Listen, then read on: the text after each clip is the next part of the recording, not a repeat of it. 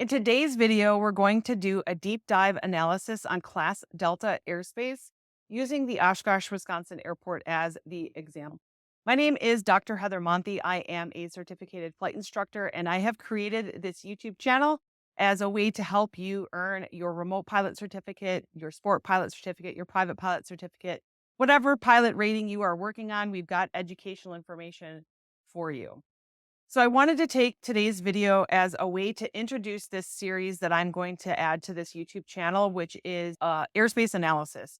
So we're going to pick different airports throughout the country and do a deep dive analysis on the airspace around that particular airport. I am starting with the Oshkosh Airport simply because I am going to create a video where I review the NOTAM for the AirVenture Air Show. That was released yesterday. Today is May 17th as I'm recording this. The NOTAM was released on May 16th, 2024. So what I wanted to do is do an analysis on just the airspace around the Oshkosh Airport. And then if you're interested, if you're flying into AirVenture and you need some additional guidance on how to read that NOTAM and how to interpret this with the NOTAM, you can go and watch that video. And I will link to that as soon as that is available. This is also helpful for those of you who might be a remote pilot who is flying around the Oshkosh Airport. This also is going to be beneficial for those of you who are student pilots who either A, need to learn Class Delta airspace, or B, you fly near the Oshkosh Airport and you want to understand the airspace around that airport a little bit better. So I have SkyVector up here. SkyVector is a great way to look at aeronautical charts. It's important to note that as of the date I am recording this video is May 17th, 2024. This is the current chart. So you want to make sure that you are looking at the current chart if you're watching this further on into the future. I think the next chart comes out middle of July. So you want to make sure that you are looking at the correct chart. There could be some differences between what you see here on the screen and the current updated chart. Oshkosh Airport is located, if you buy printed copies of these aeronautical charts, Oshkosh Airport is located right on the seam between the Green Bay sectional chart and the Chicago sectional chart. So if over here I have got the World VFR, which just puts all of the VFR sectional charts together into one big image. But if I click on the Chicago sectional chart, you can see this is what it would look like if it were printed. And you could see Oshkosh is right here. You can see all of the airspace around the Oshkosh Airport, but what you can't see is this Class Echo transition right here. So if I go back to the World VFR, go a little further north and switch over to the Green Bay sectional, you can see that the Oshkosh Airport is actually cut in half here, but you can see the rest of the transition space there. So what I do suggest, if you are flying a lot in that particular area, like printed charts by both of them, both Green Bay and Chicago, if you're using ForeFlight or some other tool, that's not necessarily as much of an issue. But it is important to note that that airport does fall right on the seam. So this is a Class Delta airport. We know this because it is identified by the blue dashed line. So Oshkosh Airport is a Class Delta airport. It is called Whitman Regional Airport. The identifier is OSH. We have a control tower. The frequency is 118.5. The star here indicates that it's part-time control tower. We have a CTAF. The ATIS frequency is 125.9.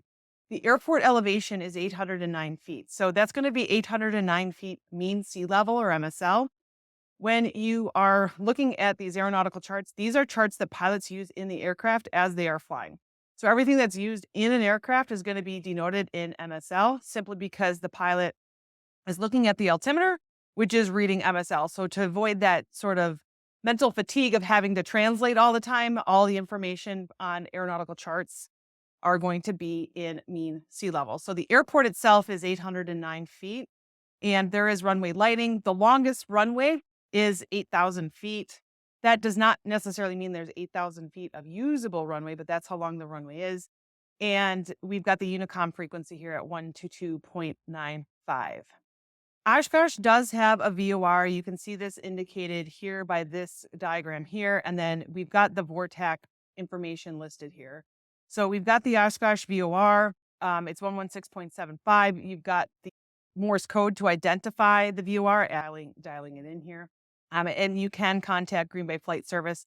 You've got 122.1. You can receive information you would transmit on the VOR. You've got 122.3 as well. So you can use Green Bay Flight Service here. Now, broader speaking, Oshkosh Airport is right between the Appleton Airport and the Fond du Lac Airport, and then there's a couple of other smaller airports in this particular area. They all have instrument approaches. So if you're a VFR pilot, but you do need to understand the airspace that's happening around this particular airport.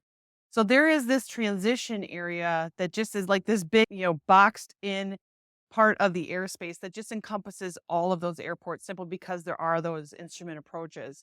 So over here, you've got the Class Echo airspace. The floor of the Class Echo airspace is going to be 1,200 feet AGL. And then this shaded magenta line right here is where it's going to transition down to 700 feet AGL. So if we look at an airspace diagram, in the AIM, this is what we are seeing here. So we've got Class D airspace that goes all the way down to the surface.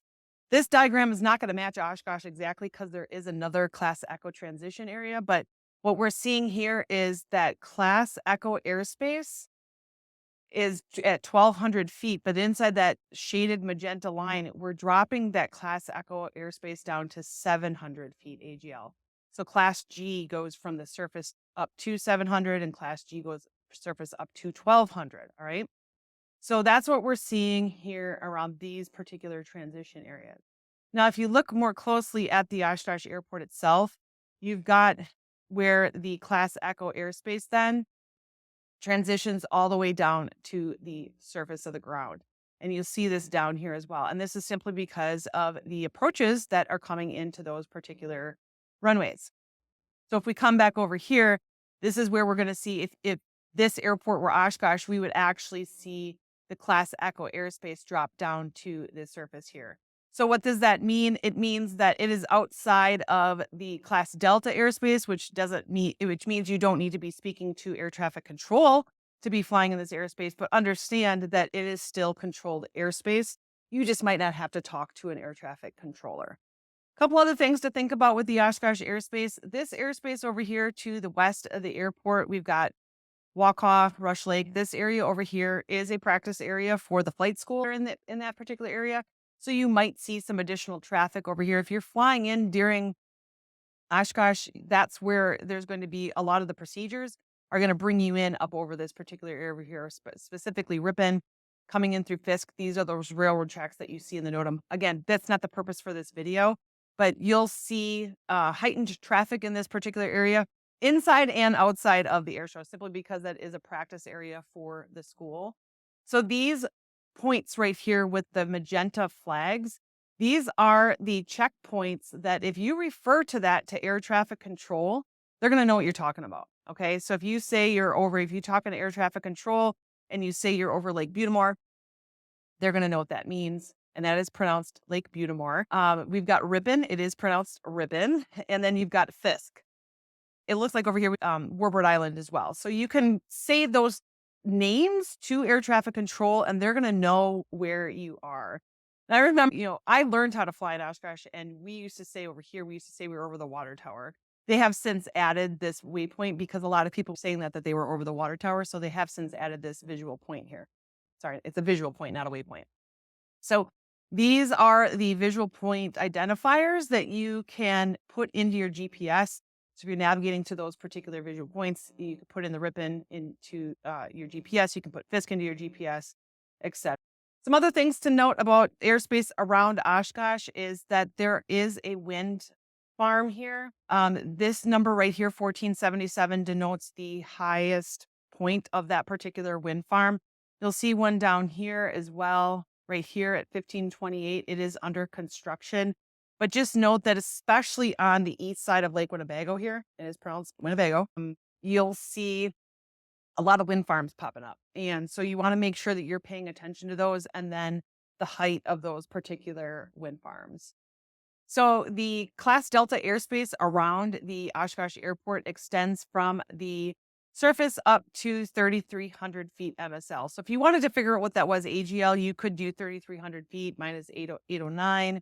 You could do that if you wanted to. But the idea here is that when you're sitting on the ground on the airport grounds, you are at 809 feet MSL. And if you are in the Oshkosh airspace, you are between the surface and 3,300 feet MSL. So if you fly higher than 3,300 feet MSL in an aircraft, you are not in that Class Delta airspace. So if you are a drone pilot and you want to fly your drone in this Class Delta airspace, even in some of these areas over here, you will need to get a Lance approval to be able to fly your drone in those particular areas. If you are flying during some sort of event, a TFR, you're probably not going to get an approval. But you want to make sure that if you are trying to fly your drone in this particular airspace, that you get that Lance approval. So that is an analysis of the Class Delta airspace around the Oshkosh, Wisconsin airport. Again, I am going to start creating more of these types of videos where we do a deep dive airspace analysis of a particular airport around the country.